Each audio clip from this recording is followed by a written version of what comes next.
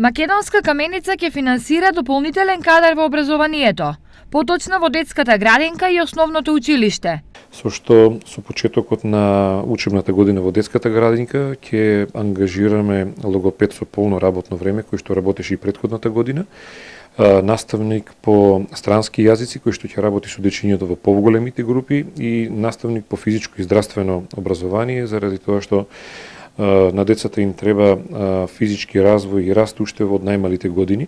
Продолжува и проектот за бесплатно целодневно згрижување на учениците од пониските одделенија. При што програмите кои што ги имавме за социјалните категории, односно бесплатна храна за определени социјални категории кои што посетуваат во целодневна настава ќе продолжи и оваа година.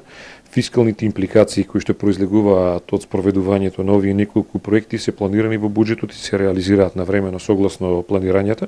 Ова е дел од напорите на општината за поголема социјална грижа за населението. Односно во мерки кои што ќе значат за развој на учениците од детската градинка и од основното училиште.